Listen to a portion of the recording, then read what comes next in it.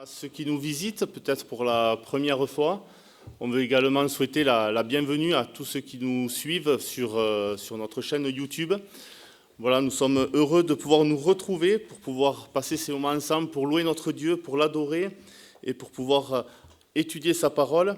Et je vous invite à lire ce premier verset, c'est le psaume 100, verset 5.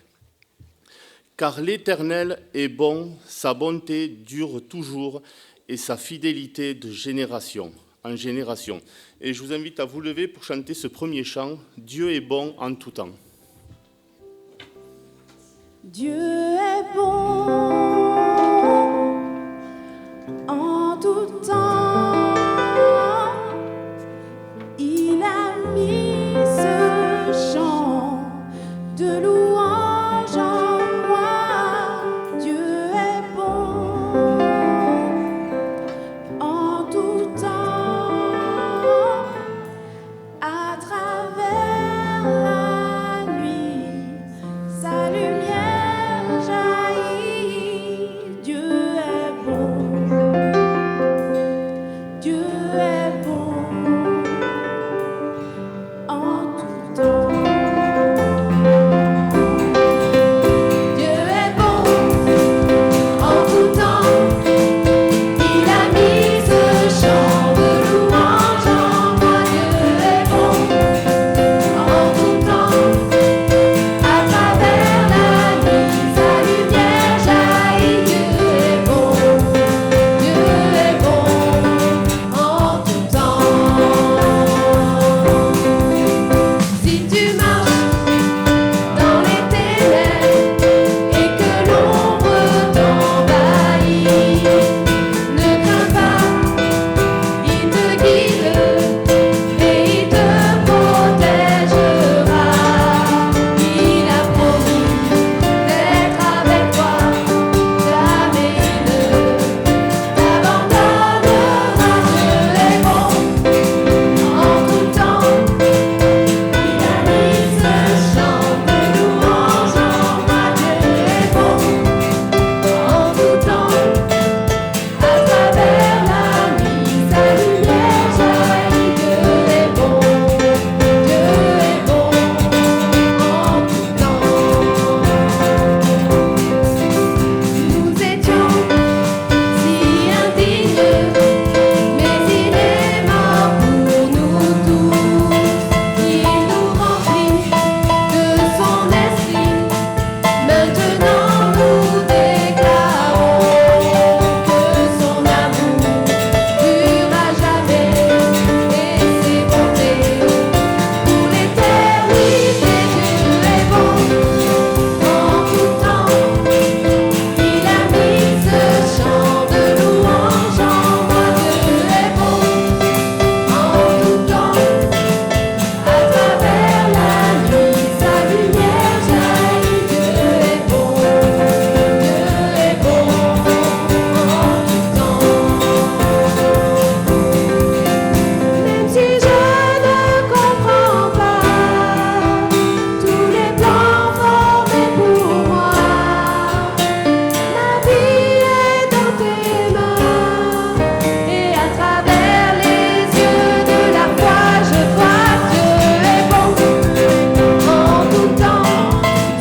Il a mis ce chant de louange en moi. Dieu est bon en tout temps.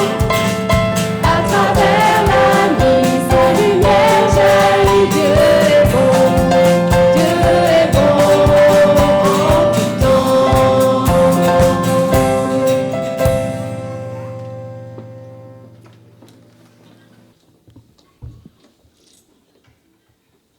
On va prier. Oui, Seigneur notre Dieu, quel privilège, Seigneur, de pouvoir nous retrouver tous ensemble, Seigneur, pour te louer, pour t'adorer, Seigneur, de tout notre cœur.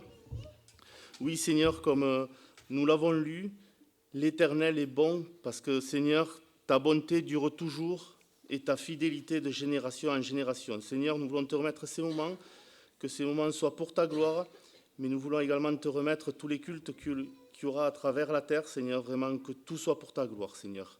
Et nous voulons également penser, Seigneur, à tous nos frères et sœurs qui sont dans la persécution, Seigneur, vraiment que tu puisses les bénir et les renouveler. Dans le bon nom de Jésus, notre Sauveur. Amen. Et je vous invite à prendre votre Bible dans le psaume 73.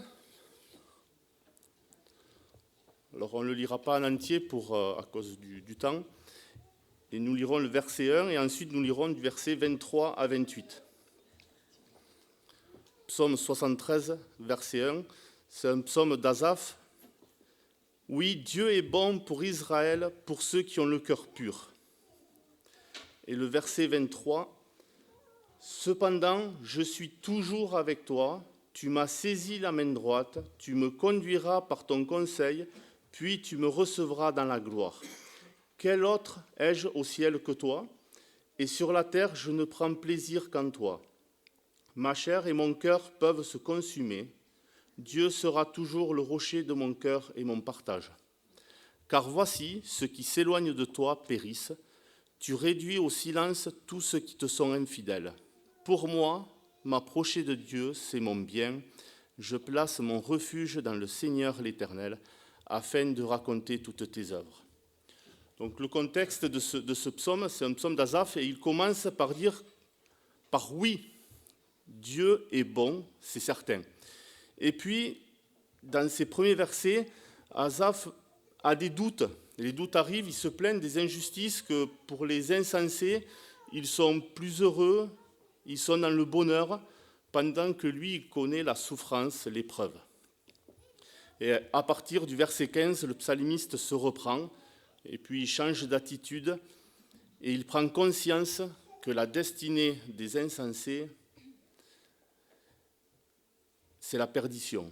Et c'est vrai que nous également, on peut avoir ces mêmes doutes pendant la souffrance, pendant la douleur. Et puis quand le psalmiste commence ce changement d'attitude, il dit « Cependant, malgré tout, c'est avec toi que je veux être. Tu m'as saisi la main droite. » Il dit dans un verset, c'est comme un père qui prend la main de son enfant face à un danger. Et le psalmiste prend plaisir qu'en Dieu. Il veut s'approcher de Dieu, car c'est en Dieu qu'il veut se confier.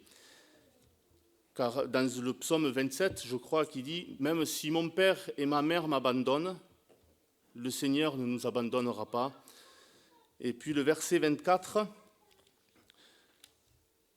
il dit « Puis tu me recevras dans la gloire. » Ça, c'est l'espérance que nous avons pour tous ceux qui ont accepté Jésus-Christ dans leur cœur.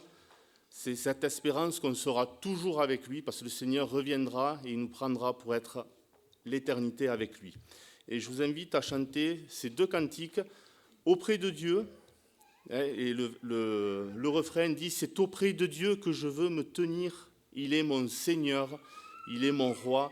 C'est auprès de Dieu que je peux ressentir tout l'amour qu'il a pour moi. » Et ensuite, nous chanterons « Mon secours est en toi ».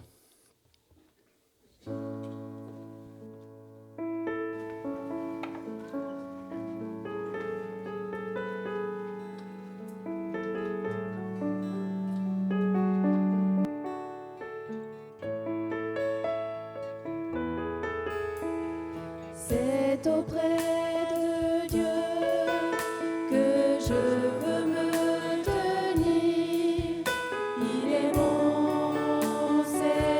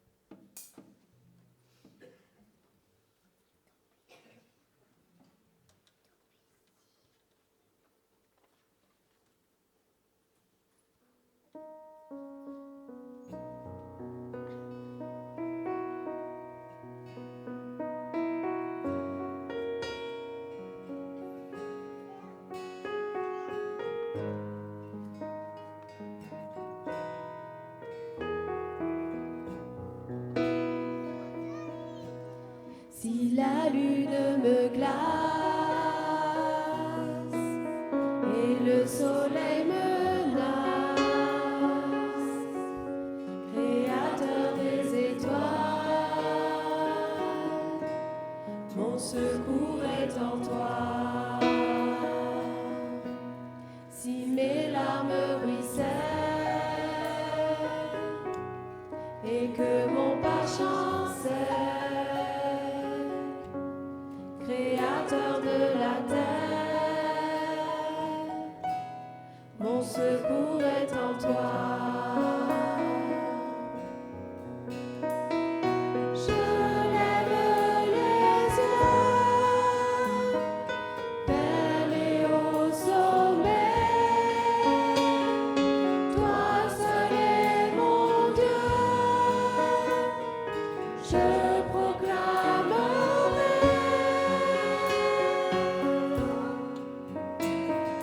toi seul est ma force, toi seul me restaure, mon secours est en toi. Toujours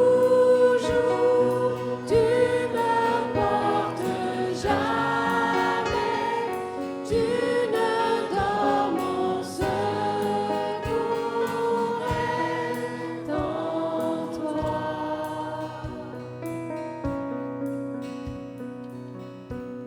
Si la peur m'envahit et mon âme chavire, Créateur de la vie, mon secours est en toi. Je lève les yeux vers les hauts sommets. Toi seul est mon Dieu. Je proclamerai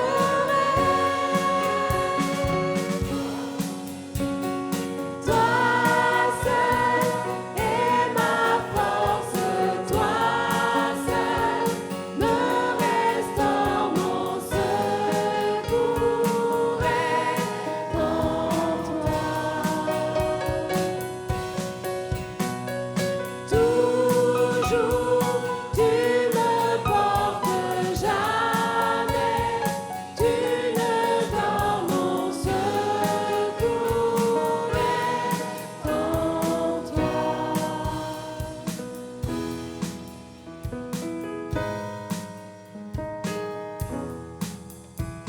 Ta victoire, mon espoir, ton chemin, mon destin, ton salut, mon refuge, tout est en toi. Ta victoire, mon espoir, ton chemin, mon destin, ton salut, mon refuge, tout est en toi. Ta victoire, mon espoir, ton chemin, mon destin, ton salut, mon refuge, tout est en toi. Ta victoire, mon espoir, ton chemin, mon destin, ton salut, mon refuge, tout est en toi.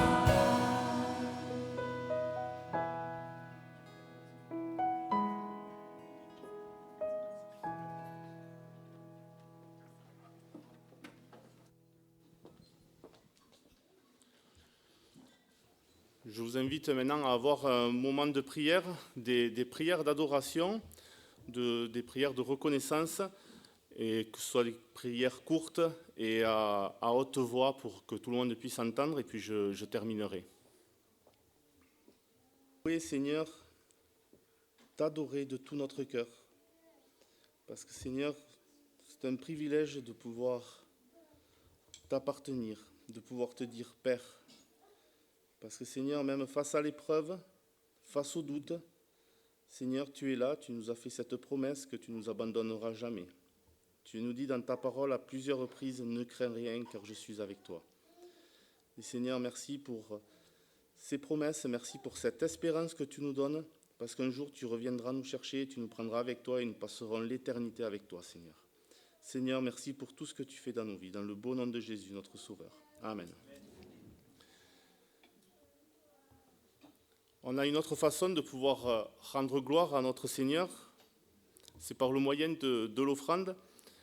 L'offrande, ce que le Seigneur veut tout d'abord, c'est qu'on se donne à lui, c'est ce que Paul nous rappelle dans l'Épître aux Corinthiens, et ensuite que l'on donne avec joie. Si c'est pour donner à contre-cœur, le Seigneur préfère que l'on s'abstienne, et tout ce que nous possédons, ça vient de notre Seigneur.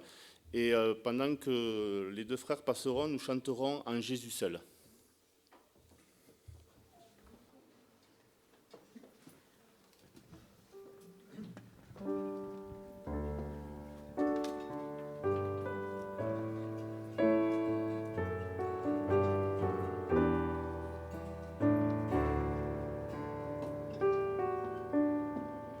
En Jésus seul est mon espoir, lui ma lumière, ma force, mon chant, pierre angulaire, solide rempart, même quand l'orage devient violent. Oh quel amour, oh quelle paix, les luttes cessent, la peur se tait, mon réconfort, mon plus grand bien, dans l'amour du Christ je me tiens.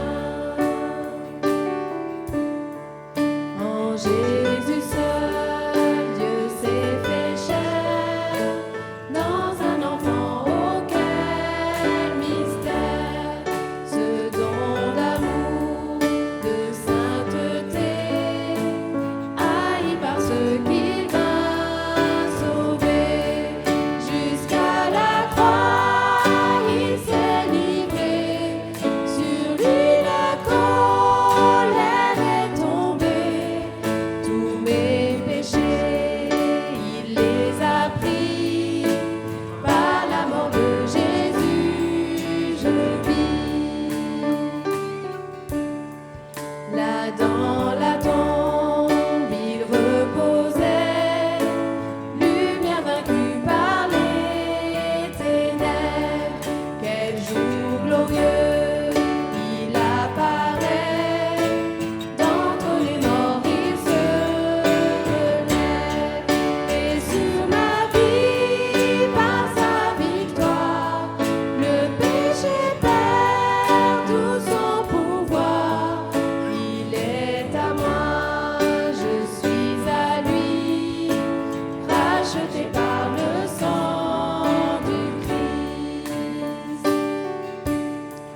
Je vis en paix, je meurs sans crainte, gardé par la puissance du Christ, du premier cri au dernier souffle.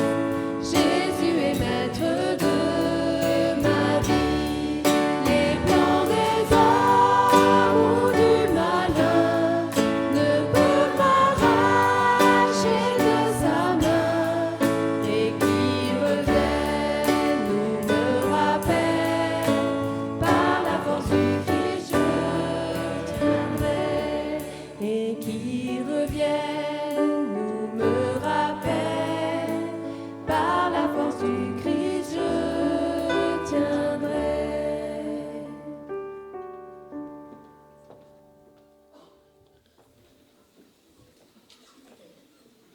Dans ce cantique, nous avons chanté « Jusqu'à la croix, il s'est livré, sur lui la colère est tombée, tous mes péchés, il les a pris, par la mort de Jésus, je vis ».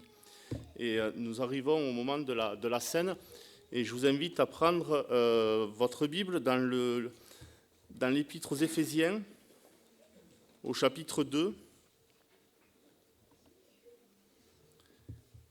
Éphésiens 2, et nous lirons du verset 4 au verset 10. Éphésiens 2, verset 4. « Mais Dieu, qui est riche en miséricorde à cause du grand amour dont il nous a aimés, nous qui étions morts par nos offenses, nous a rendus vivants avec Christ. C'est par grâce que vous êtes sauvés. Il nous a ressuscités ensemble et nous a fait asseoir ensemble dans les lieux célestes en Jésus-Christ, afin de montrer dans les siècles à venir l'infinie richesse de sa grâce par sa bonté envers nous en Jésus-Christ. Car c'est par la grâce que vous êtes sauvés, par le moyen de la foi, et cela ne vient pas de vous, c'est le don de Dieu. Ce n'est point par les œuvres, afin que personne ne se glorifie. Car nous sommes son ouvrage, ayant été créés en Jésus-Christ pour de bonnes œuvres que Dieu a préparées d'avance, afin que nous les pratiquions. C'est un passage que j'aime beaucoup. La grandeur, on voit la grandeur de l'amour que Dieu a eu pour nous. On ne le méritait pas, cet amour, à cause de notre nature pécheresse. On vivait loin de Dieu. C'est ce qu'on voit en fait dans les 3 premiers versets de ce chapitre 2. Mais Dieu a envoyé son Fils pour subir le châtiment que l'on méritait. Il a été crucifié sur cette croix, il a payé le prix fort pour que nous soyons rachetés. Et si on fait attention, dans ce passage, du verset 5 au verset 8, à 2 reprises, on retrouve « C'est par grâce que vous êtes sauvés ». C'est un don de Dieu, c'est le cadeau que Dieu nous a fait de nous racheter. Et je vous propose de chanter ce cantique « Majesté, me voici ». Et le refrain dit « Car je sais, l'amour le plus grand m'est donné, tu as offert ta vie, le plus grand sacrifice ». Et je vous invite à chanter ce cantique « Majesté ».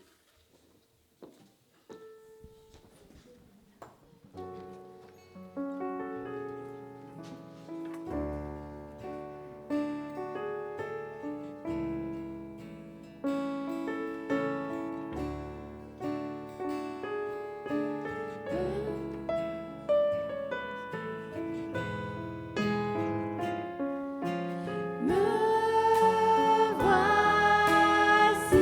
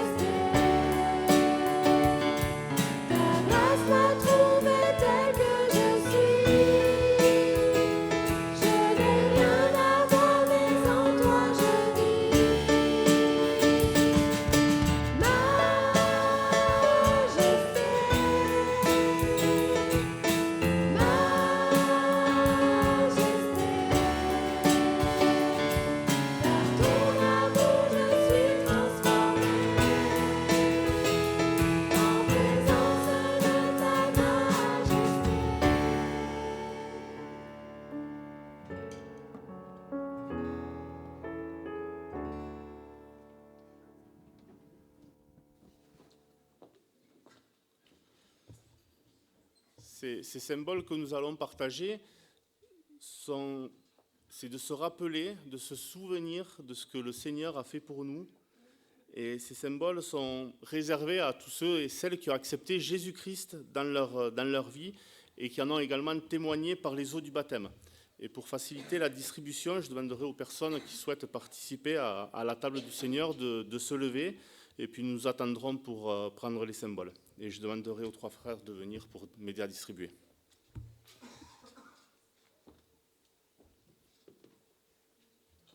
Seigneur notre Dieu, si tu nous invites à faire ces gestes simples, ce n'est pas pour te rappeler que tu es entré dans une alliance avec nous, mais bien pour que nos cœurs n'oublient pas que si nous pouvons nous tenir maintenant sans crainte devant toi, si nous pouvons nous tenir devant toi avec l'assurance d'être pardonnés, d'être justifiés, c'est parce que toi tu nous as aimés le premier, alors que nous étions encore des pécheurs. C'est parce que tu as offert ton corps en sacrifice. Et nous voulons nous souvenir que toi, le grand Dieu des cieux, le Dieu qui tient toutes choses dans sa main, le Dieu qui règne dans la gloire, tu t'es abaissé, tu as pris un corps d'homme. Et dans ce corps d'homme, tu es venu marcher sur cette terre pour nous réconcilier avec notre Père, avec notre Dieu. Nous nous souvenons que tu as offert ton corps en sacrifice, nous nous souvenons que tu es allé jusqu'à la croix, Seigneur. Et en prenant ce pain simplement, nous revendiquons le fait d'être maintenant tes enfants, d'être maintenant justifiés, adoptés dans ta maison, Seigneur. Quel grand privilège pour nous. Et par ce simple geste encore, dans nos cœurs, nous nous prosternons, nous le prenons en te rendant toute la gloire. Amen.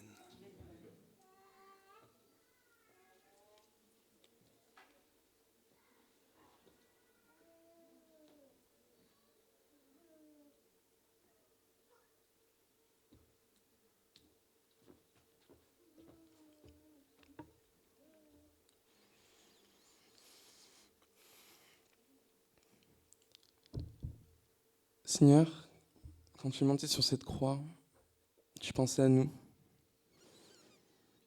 Tu savais tous nos péchés, tu connaissais tout, et tu es monté sur cette croix pour nous.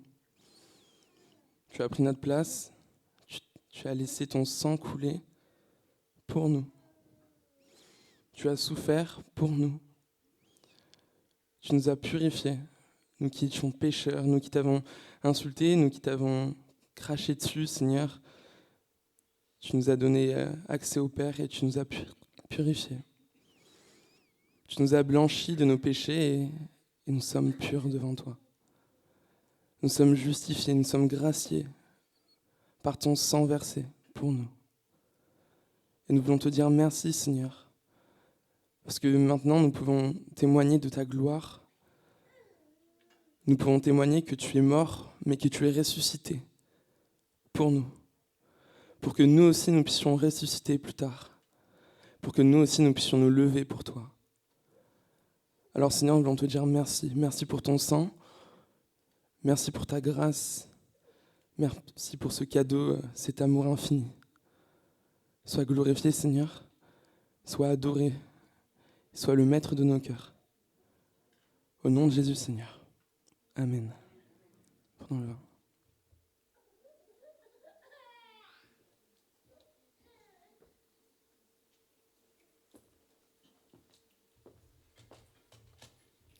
Pendant qu'il ramasse et avant de laisser la place à Josias pour le message, je vous invite à chanter ce cantique « Ta parole ».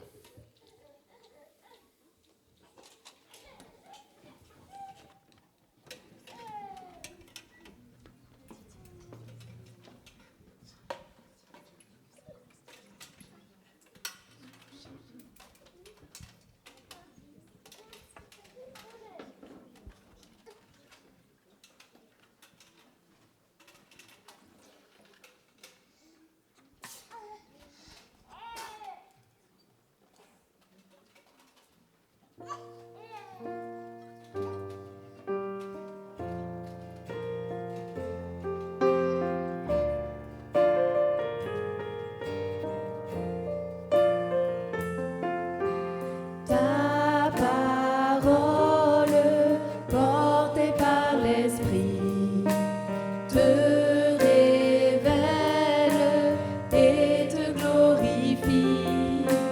Que nous puissions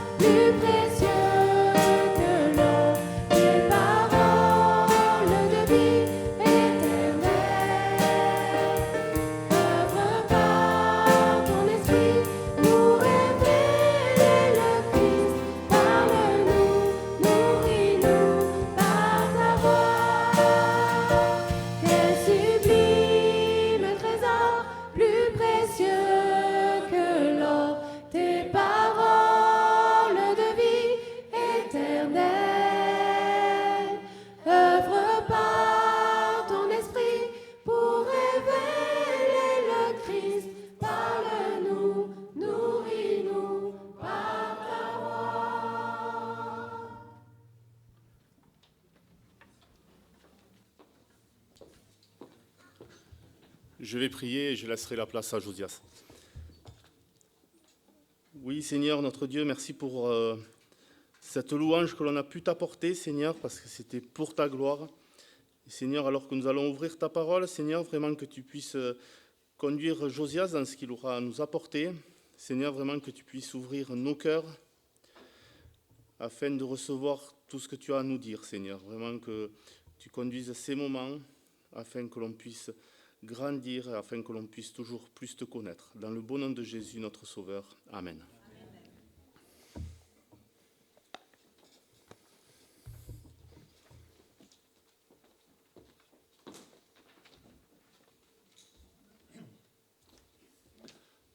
Bonjour à chacun.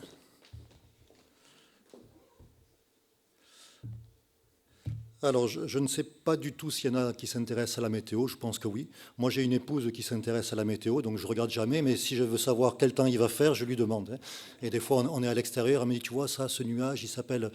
Bon, des noms qui ressemblent pour moi à des chauffe-eau.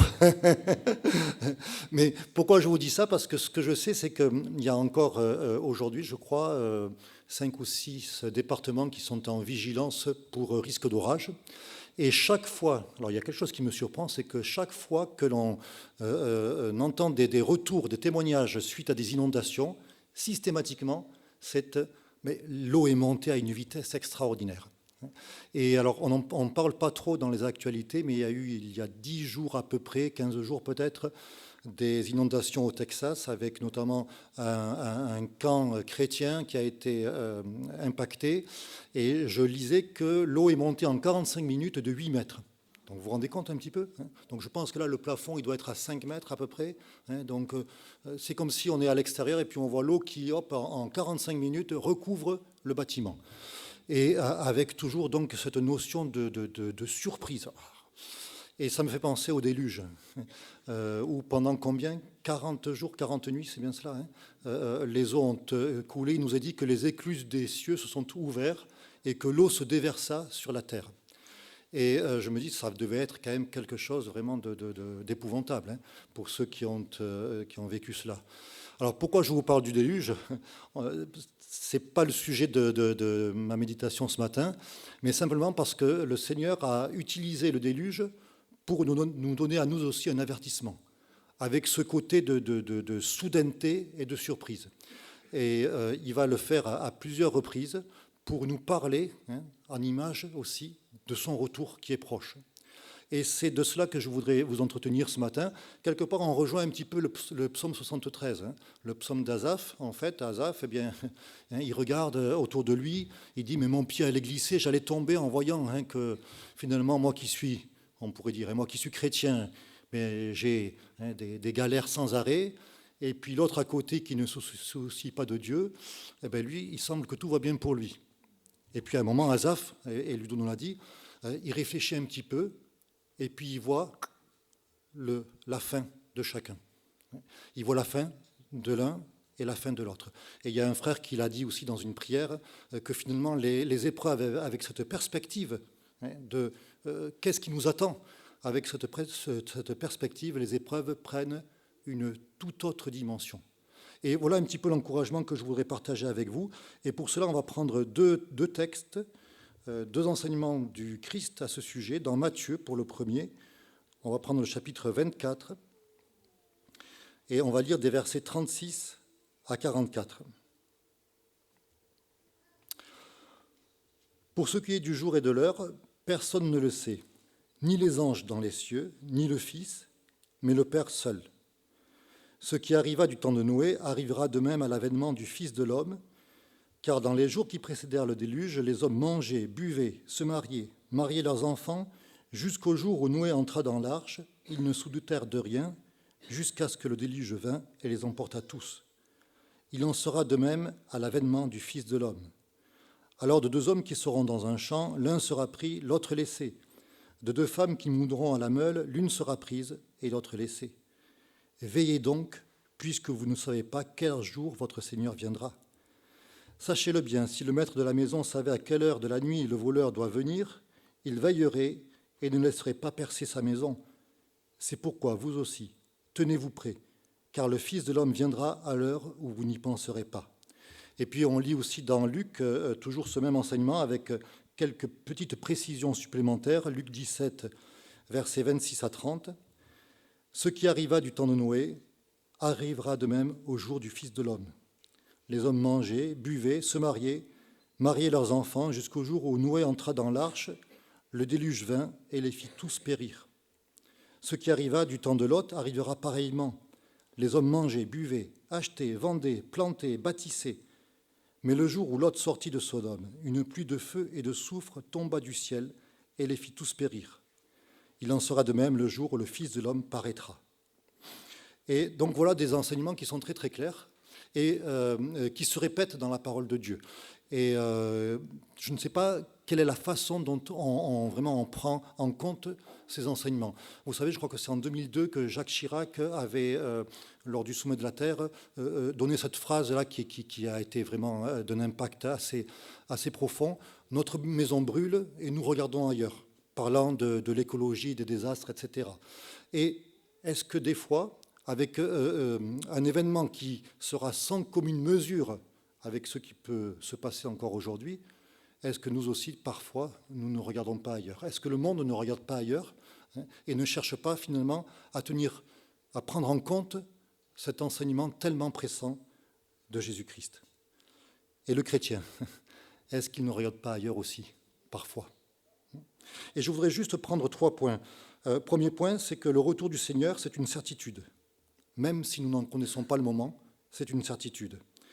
Le deuxième point, quelle est notre responsabilité? Que nous demande Jésus? Eh bien, c'est de veiller dans l'attente de ce retour. Et puis la question qui pourrait se poser, mais comment je vais faire pour veiller? Qu'est-ce que ça veut dire veiller? Donc concrètement, comment va-t-on veiller? Donc le premier point, le retour du Seigneur, c'est une certitude. Et c'est vrai que nous n'en connaissons pas le moment. Mais il paraît qu'il y a quelque chose comme 300 versets dans la parole de Dieu qui nous parlent du retour de Christ, dans le Nouveau Testament. Alors, ce n'est pas un par jour, mais quand même, on s'en approche. Donc, vraiment, c'est quelque chose qui est répété à maintes reprises. Et c'est vrai que des fois, c'est l'intellect qui va l'accepter, mais des fois, le cœur n'est pas touché.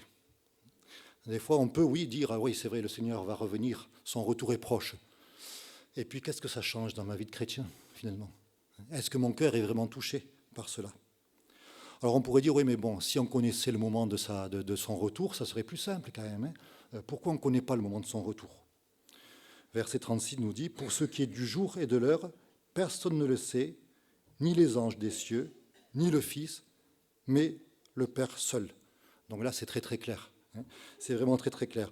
Même les anges qui pourtant nous sont supérieurs en force et en puissance, nous dit la lettre de Pierre, ils ne connaissent pas ce jour-là. Et beaucoup plus loin, même le Fils ne connaît pas le moment de son retour. C'est ce qui nous est enseigné ici. Et alors, je voudrais faire juste une petite parenthèse, parce que ce point, souvent, le Fils ne connaît même pas la date du retour, c'est pris pour étayer une hérésie selon laquelle eh bien, Jésus ne serait pas Dieu. Alors, ce n'est pas le sujet, mais je fais juste quand même une petite parenthèse, puisqu'on est sur ce texte. Et il y a beaucoup de passages qui nous montrent que Jésus est véritablement Dieu. J'en prends juste un seul, très très rapide, dans Philippiens, au chapitre 2. Je vous lis juste les versets 5 à 7. « Ayant en vous les sentiments qui étaient en Jésus-Christ, lequel, existant en forme de Dieu, n'a point regardé comme une proie arrachée d'être égal avec Dieu, mais il s'est dépouillé lui-même, en prenant une forme de serviteur, en devenant semblable aux hommes. » Et même la suite continue, il a paru comme un simple homme. Il s'est humilié jusqu'à la mort même de la croix. Il a été obéissant jusqu'à la mort de la croix. Mais vous avez vu quand même un petit peu ce qui est peut-être paradoxal. Comment s'est-il dépouillé en prenant? Normalement, quand on se dépouille, on enlève. Lui, en prenant une forme de serviteur, il s'est dépouillé. Et en fait, voilà, il a pris cette nature humaine, et il était parfaitement homme. Il nous est dit ici il a paru comme un simple homme. Il y a des versions qui disent qu'il a paru comme un vrai homme.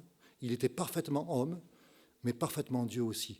Et avec donc cette forme dans laquelle il s'est présenté ici, eh bien forcément, il a accepté aussi des limitations. Et il y a un moment, par exemple, alors vous savez que sur la terre, lorsqu'il était sur la terre, il a nourri miraculeusement des milliers de personnes à plusieurs reprises.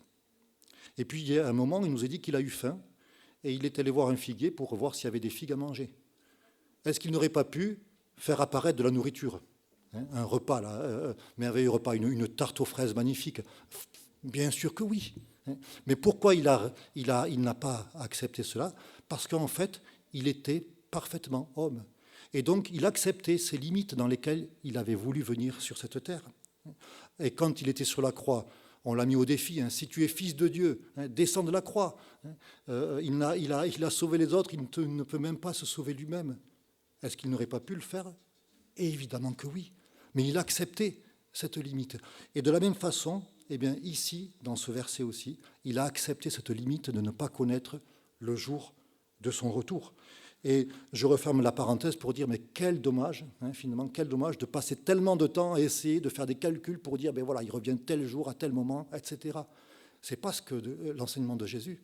Qu'est-ce qu'il nous demande, lui? Simplement, hein, non pas de faire des savants calculs pour déterminer le jour et l'heure, mais simplement, eh bien, de veiller, de prier, d'attendre son retour, de vivre dans l'attente de son retour. Et c'est vraiment notre responsabilité de veiller dans l'attente de son retour, et c'est le deuxième point. Et on pourrait se poser la question, encore une fois, mais pourquoi nous ne connaissons pas ce jour? Jésus donne la réponse, verset 42, « Veillez donc, puisque vous ne savez pas quel jour votre Seigneur viendra. » Veillez donc. C'est les pharisiens qui lui ont posé la question, mais quand ça sera, Seigneur? Et Jésus donne cette réponse-là. Imaginez s'il leur avait dit, par exemple, oh, ben, mon retour, ça sera le 3 novembre 2025. Tous les chrétiens auparavant, tous les chrétiens, ils auraient dit, bon, ça ne nous concerne pas. Donc, on fait notre vie parce que de toute façon, le jour de son retour, il est très très loin. Non, non. Il nous est dit, vous veillez parce que vous ne connaissez pas le moment où votre Seigneur va venir. Et il va utiliser des exemples historiques, et c'est là qu'on en vient au déluge, pour nous aider vraiment à comprendre cette nécessité de veiller. Je relis dans l'évangile de Luc les versets au chapitre 17. Donc, « Ce qui arriva du temps de Noé arrivera de même au jour du Fils de l'homme. Les hommes mangeaient, buvaient, se mariaient leurs enfants, jusqu'au jour où Noé entra dans l'arche. Le déluge vint et les fit tous périr. Ce qui arriva aussi du temps de Lot arrivera pareillement. Les hommes mangeaient, buvaient, achetaient, vendaient, plantaient, bâtissaient. Mais le jour où Lot sortit de Sodome, une pluie de feu et de soufre tomba du ciel et les fit tous périr. Il en sera de même le jour où le Fils de l'homme paraîtra. » La compréhension, vraiment, que nous pouvons trouver ici, l'enseignement, c'est de nous demander de veiller. Et quand moi je lis ces textes, il y a quelque chose qui me surprend. Je ne sais pas si pour vous c'est la même chose aussi. Moi, ce qui me surprend, si j'avais été à la place de Jésus, heureusement ce n'est pas le cas, en parlant de Noé, j'aurais parlé de la méchanceté des hommes. Les hommes, leur méchanceté était grande, et c'est pour cela que le déluge est venu. Si j'avais parlé de Lot et de Sodome, alors là, il y a tellement de choses à dire qu'on ne va pas rentrer dans les détails. Vous connaissez les circonstances, et c'est de ça que j'aurais parlé pour montrer, pourquoi le Seigneur a décidé de frapper cette ville subitement. Jésus n'en parle pas. Jésus n'en parle pas. Qu'est-ce qu'il va dire? Il va dire, ils mangeaient, ils buvaient, ils se mariaient, ils mariaient leurs enfants, ils achetaient, ils vendaient, ils plantaient, ils bâtissaient. Finalement, on peut tous se retrouver là-dedans. Ils mangeaient, on mange tous, ils buvaient, bon, on sait que c'était des boissons alcoolisées, mais on peut en prendre aussi modérément, mais on peut se retrouver aussi. Ils se mariaient, alors là, il n'y a pas longtemps, c'était le cas. Ils mariaient leurs enfants, on en retrouve aussi parmi nous. Ils achetaient, ils vendaient, alors il y a des commerciaux qui sont là aussi, donc ils font, leur but c'est de vendre. Ils bâtissaient, il y a aussi plusieurs d'entre nous qui sont en train de bâtir des maisons. Donc on se dit, mais Seigneur, qu'est-ce qu'il y avait de mal là? Absolument rien. Pourquoi, Seigneur, tu ne parles pas de ce qu'ils faisaient vraiment et qui était contre ta volonté? Mais déjà, je pense que si le Seigneur ne fait pas cela, c'est premièrement pour que nous soyons tous concernés. Parce que tous, on se retrouve là dans ces activités. Et qu'est-ce qu'il veut aussi nous faire pointer du doigt? Que ces gens-là, ils vivaient, ils agissaient comme si le Seigneur n'existait pas. Et là aussi, on peut se retrouver, non pas que l'on va dire, mais non, Dieu n'existe pas, non, mais peut-être qu'on peut agir comme si Dieu, eh bien, n'allait jamais accomplir sa promesse et que le retour du Seigneur était quelque chose qui, finalement, ne nous concerne pas. Et vous savez, on entend parler des indépendants du spectacle.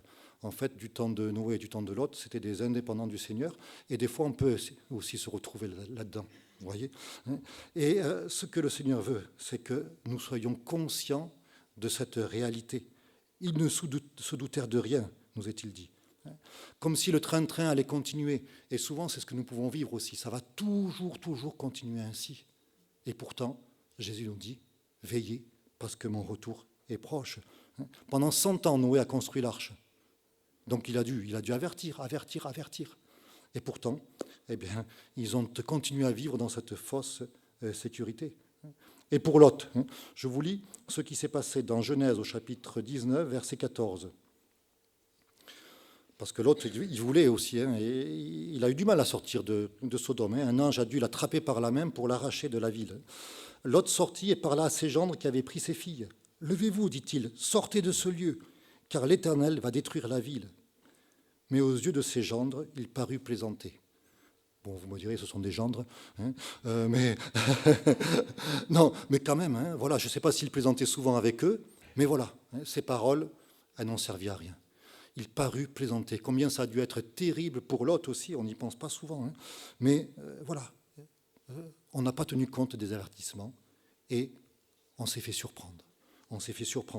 Et Jésus va utiliser aussi un autre exemple, verset 43-44. « Sachez-le bien, si le maître de la maison savait à quelle veille de la nuit le voleur doit venir, il veillerait et ne laisserait pas percer sa maison. C'est pourquoi vous aussi, tenez-vous prêts, car le Fils de l'homme viendra à l'heure où vous n'y penserez pas. » Alors, je ne sais pas du tout s'il y en a parmi vous là, qui ont vécu un cambriolage, enfin, qui ont vécu un cambriolage, ça peut être mal pris, qui ont subi un cambriolage. Si j'ai dit qu'ils ont vécu, on peut mal le comprendre, qui ont subi un cambriolage. Mais bon, les cambrioleurs sont toujours plus inventifs. Alors, on va se dire, ouais, j'ai une porte blindée.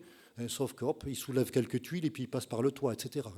Et d'ailleurs, si vous suivez le Tour de France, peut-être que vous savez que l'équipe Cofidis a failli arrêter la course au matin de la deuxième étape, donc dès le départ. Parce que qu'est-ce qui s'est passé? Quand ils ont voulu prendre les vélos dans le camion atelier, eh bien, les portes étaient ouvertes et il y a 11 vélos qui avaient été volés.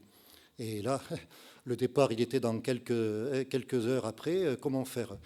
Sans vélo, c'est pas évident de faire le Tour de France. On a tout de suite moins de chance. La maréchaussée a réussi à retrouver ses vélos, mais ils se sont fait surprendre. Et je suis sûr que depuis, ils ont mis en place un système pour veiller, pour éviter un petit peu ce genre de mésaventure. À mon avis, maintenant, pour leur voler des vélos, 11 vélos, je ne sais pas combien ça doit coûter un vélo, mais ce n'est pas les vélos au premier prix de Decathlon, à mon avis. Mais je suis sûr et certain que si un voleur veut de nouveau aller leur voler leur vélo, ça ne sera pas possible. Pourquoi? Parce qu'il veille. Et c'est ce que Dieu nous demande aussi. C'est ce que Dieu nous demande à de multiples reprises. Et donc, concrètement, comment fait-on pour veiller?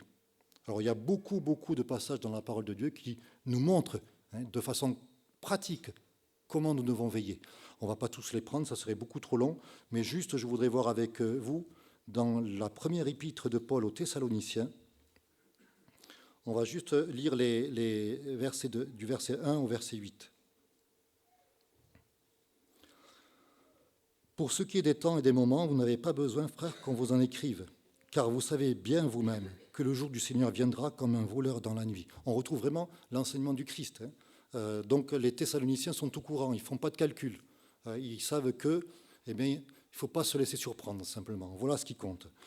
Verset 3. Quand les hommes diront paix et sûreté, alors une ruine soudaine les surprendra, comme les douleurs de l'enfantement surprennent la femme enceinte, et ils n'échapperont point. Mais vous, frères, vous n'êtes pas dans les ténèbres pour que ce jour vous surprenne comme un voleur. Vous êtes tous des enfants de la lumière, des enfants du jour. Nous ne sommes point de la nuit ni des ténèbres, nous ne dormons donc point comme les autres, mais veillons, soyons sobres, car ceux qui dorment, dorment la nuit, ceux qui s'enivrent, s'enivrent la nuit, Mais nous qui sommes du jour, soyons sobres, ayant revêtu la cuirasse de la foi, de l'amour, et ayant pour casque l'espérance du salut. Donc voilà, un enseignement qui est vraiment très très pratique. Comment ne pas se laisser surprendre? Comment veiller? Première chose qui nous est donnée ici, au verset 5, vous êtes des enfants de la lumière, des enfants du jour. Donc premier point, être des enfants de lumière. Comment cela? Je prends dans l'évangile de Jean juste quelques extraits au chapitre 1. Je ne sais pas si je vous les donner, mais de toute façon, je vais prendre juste quelques versets pour ne pas trop tarder. Mais verset 1, au commencement était la parole était avec Dieu, et la parole était Dieu. Et nous savons que c'est du Christ qu'il est question ici, de Jésus-Christ lui-même. En elle était la vie, et la vie était la lumière des hommes. Cette lumière était la véritable lumière qui, en venant dans le monde, éclaire tout homme. Elle était dans le monde a été fait par elle, et le monde ne l'a point connue. Elle est venue chez les siens, et les siens ne l'ont point reçue. Mais à tous ceux qui l'ont reçue, à ceux qui croient en son nom, elle a donné le pouvoir de devenir enfants de Dieu, lesquels sont nés non du sang, ni de la volonté de la chair, ni de la volonté de l'homme, mais de Dieu. À tous ceux qui l'ont reçue, cette lumière, cette parole, à ceux qui croient en son nom, elle a donné le pouvoir de devenir enfants de Dieu, et donc enfants de lumière. Première condition pour veiller, eh bien, il faut avoir reçu cette lumière dans son cœur. Il faut avoir fait le choix de dire « Oui, Seigneur, je te reçois dans ma vie ». Et ce n'est pas une croyance superficielle, mais c'est vraiment une croyance du cœur qui change absolument tout dans la vie de chacun. C'est un choix qui est tout simple, mais qui engage. Et si quelqu'un ce matin ne l'a pas fait, eh bien, vous ne pouvez pas veiller. Et vous serez vous aussi surpris, un petit peu à l'image de ceux qui ont vécu des inondations, parce que la venue du Seigneur sera soudaine, et comme vous ne veillez pas, parce que vous n'êtes pas enfant de lumière, vous serez surpris. Mais aujourd'hui encore, eh bien, c'est le jour du salut, nous dit la parole de Dieu. Aujourd'hui encore, on peut accepter de devenir enfant de lumière. Et si c'est le cas, eh bien, Paul poursuit son enseignement au verset 8. Nous qui sommes du jour, donc nous qui sommes enfants de lumière, soyons sobres, ayant revêtu la cuirasse de la foi, de la charité, et ayant pour casque l'espérance du salut. La cuirasse de la foi, donc c'est le choix de départ, de croire. Mais c'est aussi un choix permanent, un choix quotidien, un choix de tous les jours.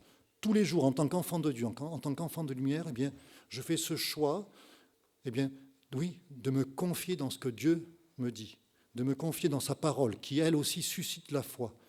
La foi vient de ce que l'on entend vient de la parole de Dieu. Et tous les jours, je fais ce choix. Je veux veiller, je fais ce choix de me confier dans la parole de Dieu, et automatiquement, la perspective quotidienne, mon vécu va totalement changer. Mon vécu va changer. Il nous est dit aussi la cuirasse de l'amour, parce que la conséquence d'une vie qui accueille le Seigneur, eh bien, c'est que son amour est déversé dans notre cœur. Et à ce moment-là, eh bien, nous pouvons aussi nous aimer, nous aussi, comme lui nous a aimés, parce que cet amour grandit en chacun d'entre nous. Et il y a des enseignements, notamment dans 1 Jean, qui en parlent en détail. Mais regardez dans 1 Corinthiens, chapitre 16, versets 13 et 14.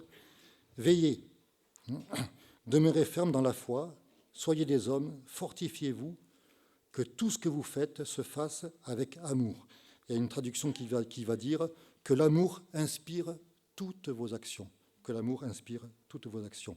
Jean dira, celui qui n'aime pas n'est pas de Dieu, car Dieu est amour. Donc voilà, veiller signifie aussi être impacté par cette vie de Christ en nous, et donc bien son amour transparaît tout autour de nous. Et puis l'espérance du salut, c'est l'autre enseignement qui nous est donné ici. Ça peut être étonnant, l'espérance du salut. On pourrait dire, mais donc, on n'est pas sûr de notre salut. Ce n'est pas du tout de ce qui est enseigné ici. Vous savez, le mot espérance dans la parole de Dieu, quand il concerne les enfants de Dieu, on pourrait le remplacer par certitude. C'est un mot qui, la racine signifie anticiper. Et dans Romains chapitre 8, verset 24, il nous est parlé de cette espérance. Paul va dire ceci, « C'est en espérance que nous sommes sauvés. Or, l'espérance qu'on voit n'est plus espérance. Ce qu'on voit, peut-on l'espérer encore ? Mais si nous espérons ce que nous ne voyons pas, nous l'attendons avec persévérance. » Donc voilà, veillez. Alors il y a d'autres enseignements, veillez, priez, etc. Mais juste pour retenir ce qui nous est donné ici dans cette lettre aux Thessaloniciens, veillez, c'est d'abord être enfant de lumière, c'est avoir revêtu la cuirasse de la foi, de l'amour, de l'espérance du salut. Et c'est vrai que et c'est ma conclusion, lorsque nous parlons autour de nous du retour de Christ, souvent il y a des railleries. Souvent on se moque un petit peu de nous. Tu crois encore en cela, à ça, toi? Les chrétiens devraient se remettre en question, parce que ça fait combien de temps que vous attendrez le retour du Christ? Regardez dans 2 Pierre au chapitre 3. Là aussi, je lis juste quelques versets. Dans les derniers jours, il viendra des moqueurs avec leur raillerie, marchant selon leur propre convoitise, disant « Où est la promesse de son avènement ? Car depuis que les pères sont morts, tout demeure comme dès le commencement de la création. » Voilà, on se moque, et on le retrouve aujourd'hui. Et je saute, et je vous lis un petit peu plus bas, « Le Seigneur ne tarde pas dans l'accomplissement de la promesse, comme quelques-uns le croient, mais il use de patience envers vous. Nous ne voulons pas qu'aucun périsse, mais voulons que tous arrivent à la repentance. Le jour du Seigneur viendra comme un voleur. » On retrouve toujours cet enseignement. « En ce jour, les cieux passeront avec fracas, les éléments embrasés se dissoudront, et la terre avec les œuvres qu'elle renferme sera consumée. Puisque toutes ces choses doivent se dissoudre, quelles ne doivent pas être la sainteté de votre conduite et votre pitié ?» C'est encore un avertissement solennel. Le Seigneur ne tarde pas. Son retour, c'est une certitude. Et nous savons que très très bientôt, il va le revenir. Et juste, je vous donne une histoire vraie. Ce sont des amis qui partageaient un repas, des collègues de travail, et puis ils étaient assez nombreux, et parmi eux, il y avait un chrétien. Et ce chrétien, eh bien, il a voulu témoigner, il a parlé de son espérance du retour de Christ. Il faut être prêt, prépare-toi à la rencontre de ton Dieu. Et les autres ont commencé à se moquer. Et puis, bon, voilà, les moqueries allaient bon train.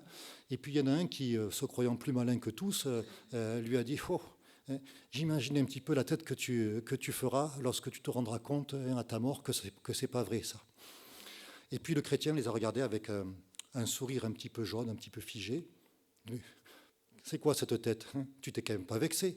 Il dit « Non, non, moi je suis en train d'imaginer la tête que vous ferez quand vous vous rendrez compte que c'était vrai, mais ce sera trop tard. » Et c'est vrai que Hébreux chapitre 4, versets 1 à 7. Craignons donc, verset 1 et la fin du verset 7. Craignons donc, tandis que la promesse d'entrer dans son repos subsiste encore, qu'aucun de vous ne paraisse être venu trop tard. Aujourd'hui, si vous entendez sa voix, n'endurcissez pas vos cœurs.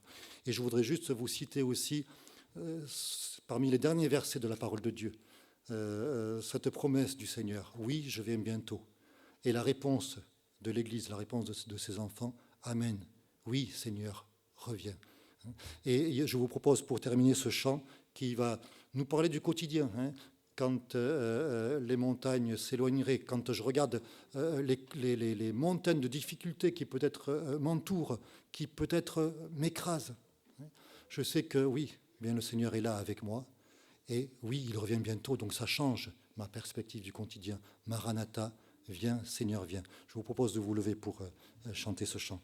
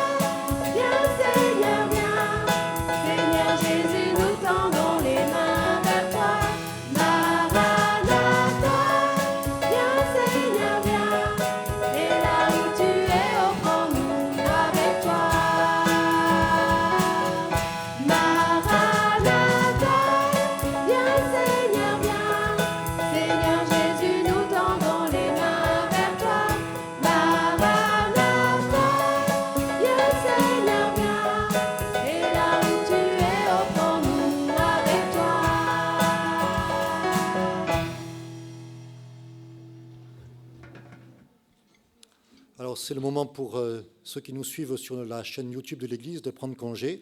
Et encore une fois, si vous avez besoin de nous contacter, eh bien, vous avez toutes les coordonnées du site de l'Église en bas de la vidéo. Et surtout, n'hésitez pas à le faire. Voilà, et donc...